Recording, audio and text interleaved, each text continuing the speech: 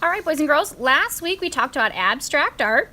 We know that abstract art is not necessarily a picture that looks realistic. It's kind of taking a realistic picture and taking parts of it and kind of jumbling it up like a puzzle.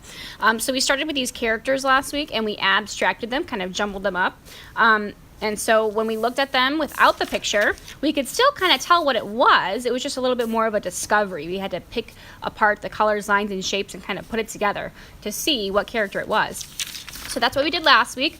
This week we're going to make another abstract work of art, but a little bit different. So I want to introduce you to an artist, and his name is Wassily Kandinsky. He was an artist that also loved abstract art. His abstract works of art sometimes represented a whole big scene, not just one character or object. So in his painting right here, when I look at it first, I can see lots of lines, shapes, colors. It kind of looks all jumbled up at first. But when I really focus on the shapes that I see and put them together, it starts to look like a scene to me. So back here, I see lots of curvy shapes. To me, these kind of look like hills, like a landscape. When I look at some shapes in the background here, I see shapes that remind me of houses right here. I see shapes that remind me of trees right here, a tree trunk and a tree top. I also see some circles with little rectangles on the bottom. These kind of remind me of what a body of a person might look like. So to me, this whole picture kind of looks like a community of people, a whole scene of people. I even see more people as I start to look at it longer. And this, to me, kind of looks like a person riding a horse right here. So it does look like an outside scene to me. I just have to kind of discover what it is while looking at it for a while.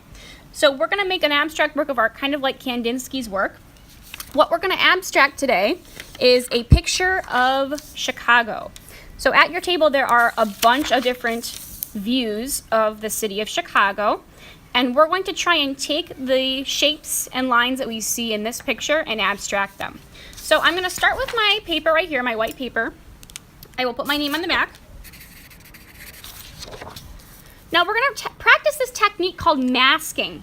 Masking is when I take masking tape right here and I tape off some shapes in some areas and then I paint over it. So when I take my tape here, I'm looking at my Chicago scene and I'm trying to find the lines and shapes that I see and copy them with my tape. So it might be kind of tricky at first, but you can take your marker and try and outline some of the lines and shapes you see. So in Chicago's scene, I see lots of rectangles. I see lots of straight lines. I see some lines on the ground with some people like that. More rectangles, kind of rectangles on top of rectangles on top of rectangles. So I see lots of lines and angles like this. So if you want to go over with your marker and kind of outline them, that's totally fine. So what I'm going to do is take my tape now and try and copy some of these lines and shapes that I see. So my masking tape right now is very sticky. We don't want it to be this sticky. So what I'm going to do is take it and just press it on my shirt a little bit and then take it off. So what I'm doing is I'm kind of picking up some of the fibers from my shirt and it's making the tape less sticky so it won't rip my paper when I take the tape off in the end. Okay, so I'm going to just start by putting the tape down, copying some of the lines and shapes I see. So I already see a really big building right here that looks like a rectangle, and I see another one next to it, but it's a little bit smaller. So I think I'll take my scissors and cut this tape to make it a little bit smaller. So I see a smaller building right over here. I see a little top of this building right here. I see a bigger building right over here. So I think I'm going to put two pieces of tape together, make a bigger rectangle here. Okay, cut this piece off right there. I also see a really big ground line down here where all the buildings are kind of sitting. So I think I'm just going to mask that off like this.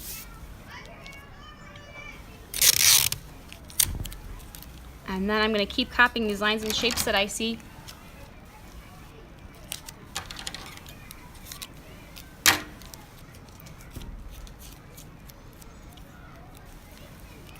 think I want to make this building over here really, really tall. Okay, so I'm going to keep building these higher and higher bigger and bigger until I've kind of copied lots of the lines and shapes and angles that I see. I can even look at that bean right there, the bean in Chicago. I can even take my tape and try and make a curvy area by putting many pieces of tape together, little pieces, making a curve like that. So I think I have a lot of work to go still. I'm not going to be done yet. I still have so many buildings and areas that I could put in. Even I could put my little tiny people, like maybe take a little tiny pieces of tape like this and put little people down there, a crowd of people all together. So I'm going to keep going until I finish that. Now, once I feel like I really have finished it, I've really copied a lot of lines and shapes and angles that I see in Chicago. Now I'm going to take my watercolor paint. So you'll go to the paint table and you're going to get a tray that looks like this, and you're going to get a water cup with a brush. So remember, you have to dip in your paint, dip in your water, and then dip in your paint to make your watercolor work. So dip in water, then paint. So you can choose any colors that you like and start to paint in the background. If you want to make this just really abstract and just paint crazy colors, kind of like Kandinsky's pictures had really different colors. So in his landscape, he didn't just have normal colors that you would see in hills and the sky and people. He kind of jumbled up all his colors. So that's fine. Take your colors and kind of just play around with mixing. Make something super abstract. It doesn't have to look realistic. Remember though, the more colors that you mix together, the more it might turn a little bit brownish. So I'm going to stick to maybe just 3 colors.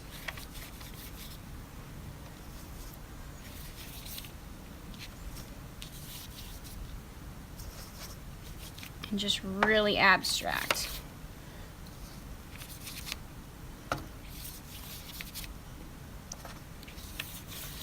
Okay, once I think I've pretty much covered all the spaces here with my paint, I'm going to take a little Kleenex or paper towel, and I'm just going to dab this a tiny bit. So place it down and dab with your hand. Take it up and dab the other side, just to get it a little less wet. Because what we're going to do now is take the tape off. So now I'm going to go back over, once I feel like it's pretty dry, I've kind of dabbed the water off. I'm going to go back over and carefully take all of that tape off, one piece at a time, until all the pieces of tape are off of my paper. So once all the pieces of tape are off of my paper, this technique of masking, I can see how it works now. I can see the shapes that I masked off, and everything else in the background is my watercolor paint.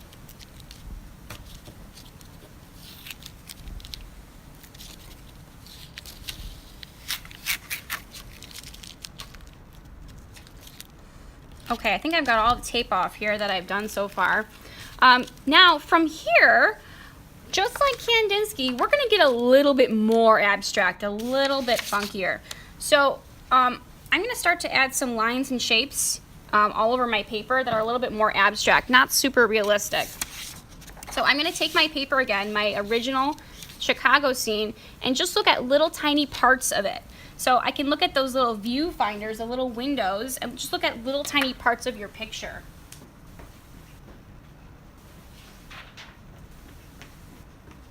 So if you remember these viewfinders from before, I'm going to place this on my picture and just copy some lines and shapes that I see. So in this area right here, I see some little tiny dots on the, little tiny windows on the building right here. So maybe I can just copy this anywhere on my paper.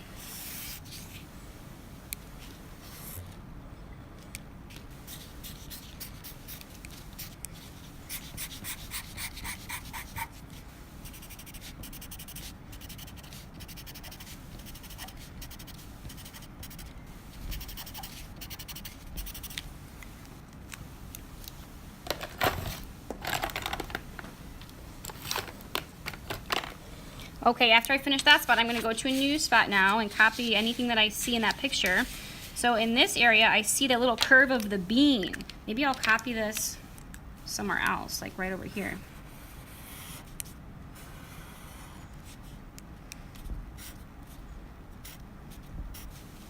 And there's some little tiny people down here. So tiny you can barely see them.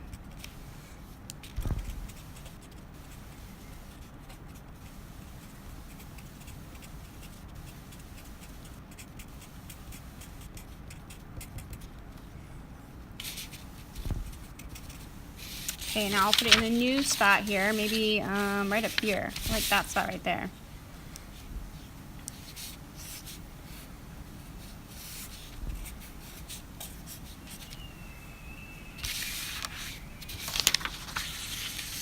Okay, maybe a new spot, maybe that spot right there.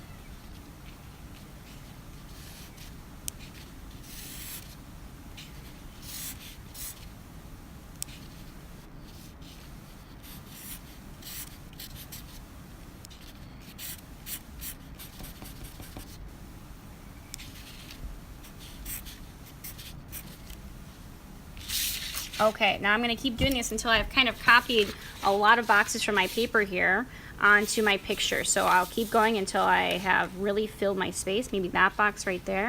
And I can do it even in a different direction if I want, a completely different spot here. I can even do it like this.